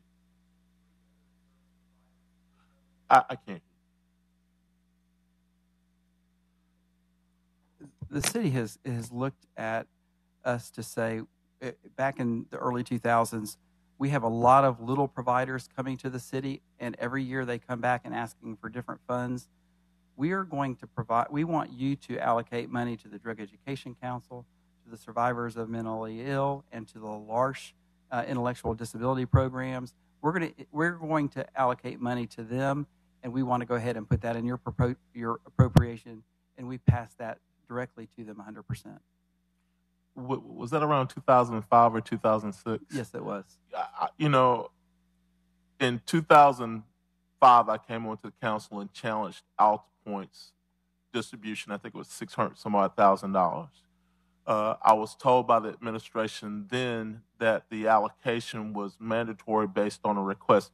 Couldn't remember what it was. I've asked legal to go back and find it. They were not able to find it. I've asked other people within the administration's funding to tell me why were we giving that much money away. So I guess that money was for this program that you guys were starting at that point in time. Is that what it was a request by the city council at the time. It was also a request from the county commission to say, if we're going to put a hospital unit in for the probate court, we want to support that. And it was kind of the same at the time whenever a lot of discussion was going on with Metro Jail. What percentage is city, what percentage is county, and both the city and the county came together and decided what their appropriation would be. Okay. All right. I couldn't remember. Turk, thank you. That's the answer to the question I've been asking everybody. So that's why our contribution was so high. Your contribution is not mandated by law. Right. This was something because our community is unique, where you go to Birmingham, you go to Montgomery, you go to Huntsville, you go to Dothan. Their acute care hospitals have psychiatric units. But with the indigent care level of psychiatry, they have all closed them in Mobile and in Baldwin County. So we don't have one, and that's why we run East Point Hospital for the community. Madam Clerk. John Kilpatrick.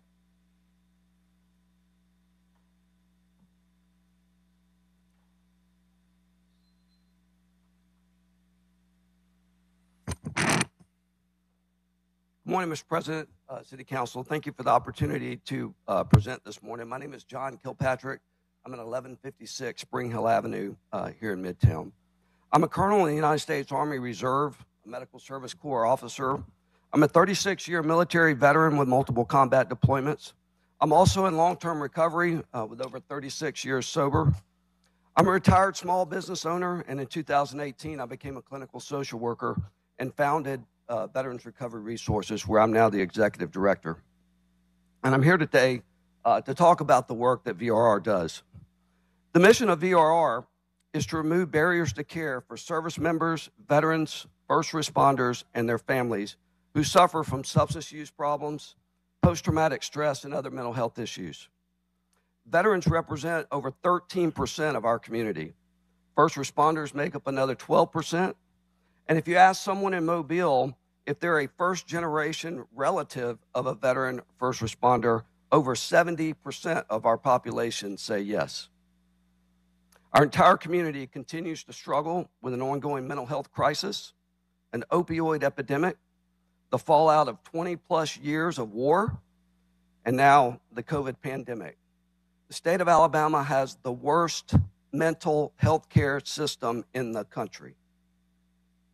A recent community health needs assessment conducted in partnership with Mobile Infirmary, USA Health, tells us that the #1 health issue in our community is access to mental health care. To date, we've provided care for over 950 individuals, unique individuals, veteran service members, first responders, and their family in our small clinic on Spring Hill Avenue. 80% of them have no means to pay us. Our value proposition to our community is very simple. We care for the next person who walks through the door. We do it in a culturally sensitive manner, giving respect and honor to the people so they can choose their own path to recovery while we wrap them in a system of support, just like the community needs to do, because many of us have shared the same path. Since our inception, we've grown from 1 full-time employee in 2018 to over 29 full-time staff. We've assembled some of the community's best and brightest individuals to address our community's most wicked problem, that of the mental health crisis. Recently, Leadership Mobile held a Health and Human Services 2-day facilitator-led conversation about the state of our mental health. I'm sure you guys will see the report. These voices speak volumes about the issues, concern, and most importantly, the strengths of our community. Their voice is clear, and our mandate is clear. We must make access to mental health care and substance use treatment our top priority. I know you all are keenly aware of these issues. I'm sure you deal with them every single day. I'm also sure that you are seeking solutions. Veterans Recovery Resources is part of the solution. We ask for your vote to approve the amendment to the budget to allocate $200,000 to Veterans Recovery Resources. All right. Thank you. Thank you. Happy to answer any of your questions. Council. Thank you. I do have a question, please. Mr. Jones. Yeah, so the name is Veteran Recovery Resources. Do you also serve indigent care with homeless, et cetera? Yes, sir. In August of 2021, VRR received a 2-year, $4 million federal grant, which we're in the second year of. And under that grant, we're required to care for anybody who comes into our system. So while we focus and our program is designed for folks who experience trauma like service members, veterans, and first responders and their family, we're required by law to treat anyone who comes to our clinic. Would you say collaboration in the mental health space is important to provide the best mental health care for this region? It is required. Have you tried to collaborate with AltaPoint? I'm sorry? Have you tried to collaborate with AltaPoint? Many times. And the response? Nothing. Thank you.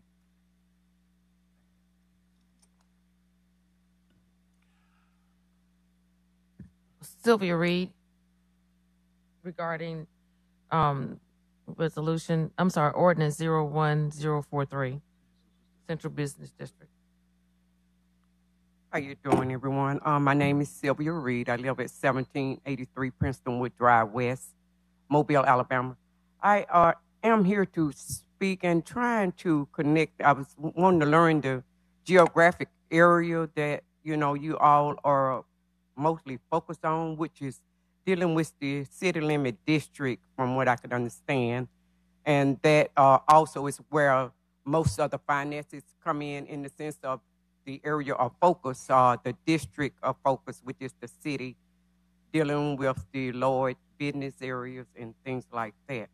So I was just this morning looking at that and still thinking, and I know this is not the time for the budget, but I don't see where we can get away from anything without the budget being mentioned, because that's what it's about building, and it's about people, which is going to deal with strictly budget finance, the same thing I heard the organization was talking about.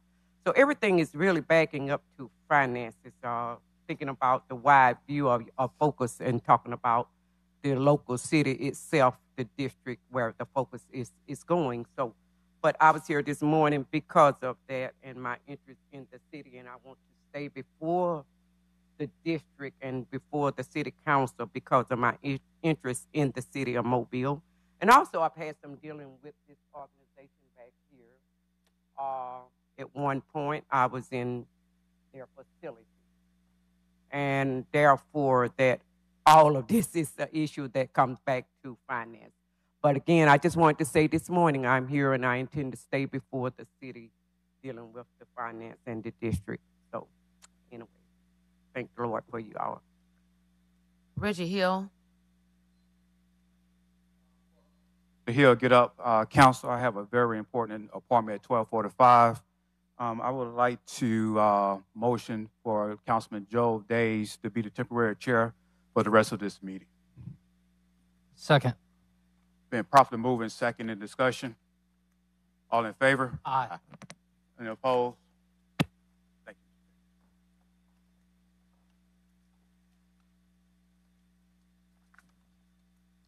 you. Okay, Mr. Hill. Thank you, Madam City Clerk, citizens and stakeholders of Mobile. Good afternoon. Reggie Hill, 1007 Center Street. I'm sure you all are still shocked by how we got done with less than 180 seconds last week. This week will be much the same. I don't want to take much time. We've been here pretty long today, and we have another committee meeting coming up in just a little bit. So I will refer to Section 21-831. This is the construction contract for exterior repairs at the convention center, and it's priced at $550,000. I'm going to be submitting the formal response from last week regarding budget amendment suggestions following the Finance Committee meeting today. And I didn't even want to speak on this matter at this meeting, but it was just a little alarming when the question was posed about where this money came from. Now, according to the budget, we look at what was adopted for fiscal year 2022. There was a $12.1 million allocation. And we look at the expenditures having been itemized at transfer to capital improvements fund at $7.6 million. There's convention center operations at $1.3 million. There's a maintenance and equipment allowance at $271,000. And the other two elements I don't believe have anything to do with potential exterior improvements. So is there anyone that can identify where of the previous budget these resources were obtained from, or is this something that is going to be identified in the upcoming fiscal year? And if it was out of the transfer to capital improvements fund, I just want to have some clarity on that. So is there anyone who can let us know where this $550,000 is coming from for the exterior repairs to the convention center, and where does this equate with the amount of resources that we are losing annually at the convention center?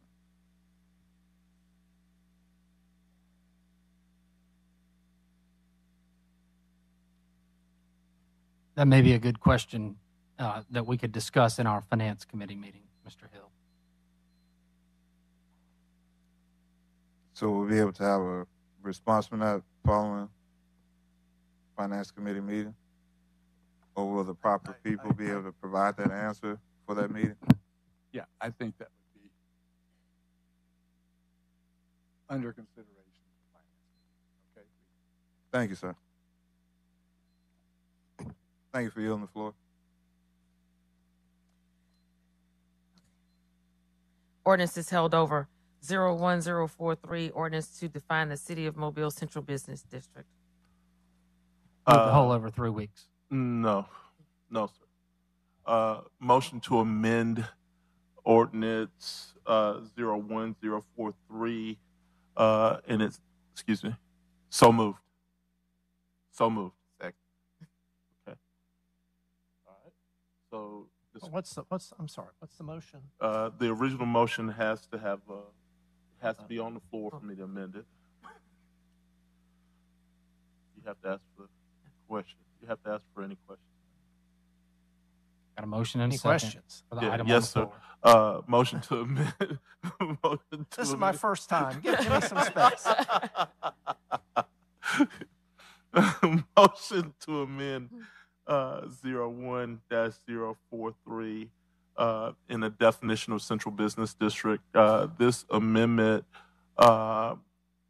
takes into consideration any other definitions that are attached to ordinances or resolutions and only makes our definition in response to the Downtown Redevelopment Authority and its ability to work. Do we have a second? Second. Any discussion? All in favor signify by saying aye. Aye. Any opposed? No. The amendment passes. Motion to lay over 3 weeks. Yeah. Okay, we go back. There's to a the motion original. on the floor. Motion to lay over 3 weeks. Second. Any discussion? All in favor? Aye. Aye. Aye. Any opposed? No. It's laid over 3 weeks. Ordinance 14044, ordinance to amend section 14-3, contract procedures of the Mobile City Code. So moved. Second. We have a motion and a second. Is there any discussion? If not, all in favor signify by saying aye. Aye. Any opposed? Passes. 64045, rezone property located at 915 and 907 Hillcrest Road from B2 to B3. Second. We have a motion and a second. Any discussion? All in favor signify by saying aye. Aye. Any opposed? It passes. CIP resolutions held over 09798, reallocate monies from the Mobile Museum of Art, power, and HVAC improvements to Mobile Museum of Art, climate control to replace chiller. So moved. We have a motion and a second. Any discussion? Not all in favor signify by saying aye. Aye. Any opposed? No. Passes. Resolutions held over. Are there any objections to any? Okay. Please do so. 01799, authorize agreement with Four Moons to electronically track disadvantaged business participation with city contracts. 0800, authorize agreement for grant participation with Southwest Alabama Regional Highway Safety Office. 08801, approve purchase order to Kimball International for furniture for MPD Cyber Gulf Coast Technology Center. 08802, approve purchase order to TPM for annual subscription renewal for plan review software. 08803, approve purchase order to Ozark Materials for thermoplastic roadway marking materials. 08804, approve purchase order to Safety Zone Holdings for compact diesel towable light towers. 21805, authorized contract with Davis, South, Barnett, and Patrick LLC for public safety recruiting digital marketing services. So moved. Second. We have a motion and a second. Is there any discussion on any of these? If not, all in favor signify by saying aye. Aye. Any opposed? No. They all pass. Consent resolutions being introduced 03806 through 37836. Motion to waive the rules for immediate consideration for resolutions being introduced 03-086 through 37836. I have a motion and a second to waive the rule. Is there any discussion? Not all in favor signify by saying aye. Aye. Any opposed? No. Rule is waived. Madam Clerk. Are there any objections to any thing being held over? Okay. All right, I'll take all these together. 03806, reappoint William Guest to the Board of Adjustment.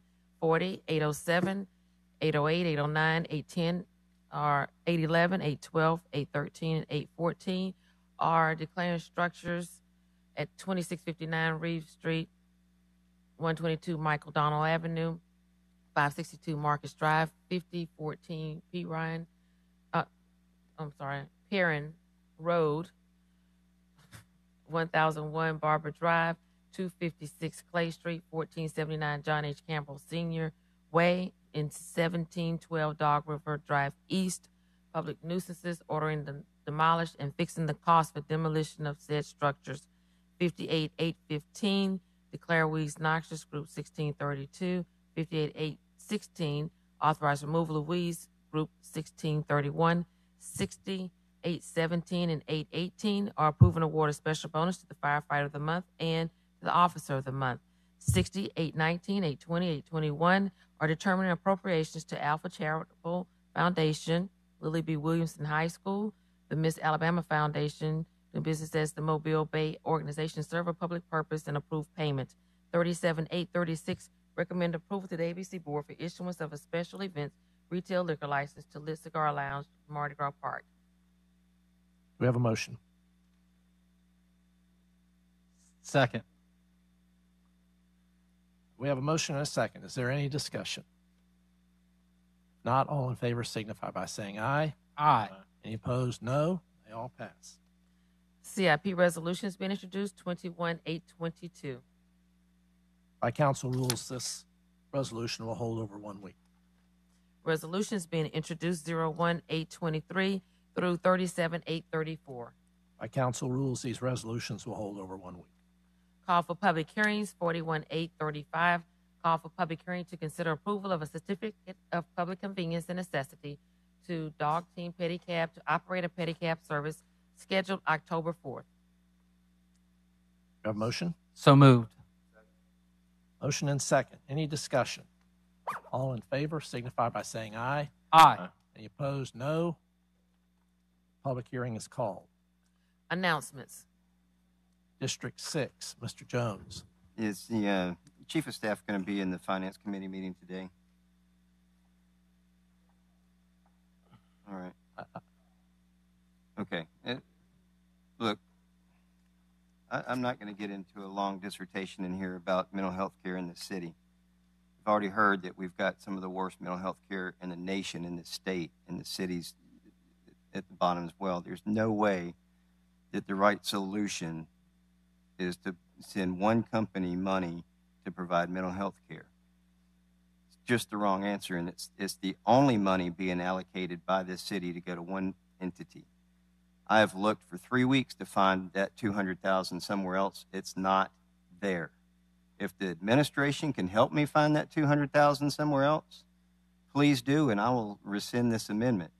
But the reality is, mental health care in this city should not fall on the shoulders of one entity. We have other entities, and it should be spread out across those entities, and it should be a forced collaboration to make sure that we provide the best mental health care to this community, and we're not doing it. And yes, I'm passionate about it because I've seen people die on our streets from mental health issues, and we are not doing the work that needs to be done to make sure that we got the right solution. And until we do, I'm going to keep standing up here and beating the drum. And when we provide money after money after money with no bid contracts to one entity, that's not the right solution. And I will keep banging that drum as long as I have to create change, because nobody's been beating this drum for years. And we keep having the same problems over and over and over again, and we keep staying at the bottom of the list in this nation over and over and over again because we're not changing anything. We have an opportunity to change. And I've never seen the blowback from anything that I've done in 11 months until this. And the blowback has been immense to try and do the right thing. And I will not back down from this. Thank you. Thank you, Mr. Jones. District 2, Mr. Carroll. Wow.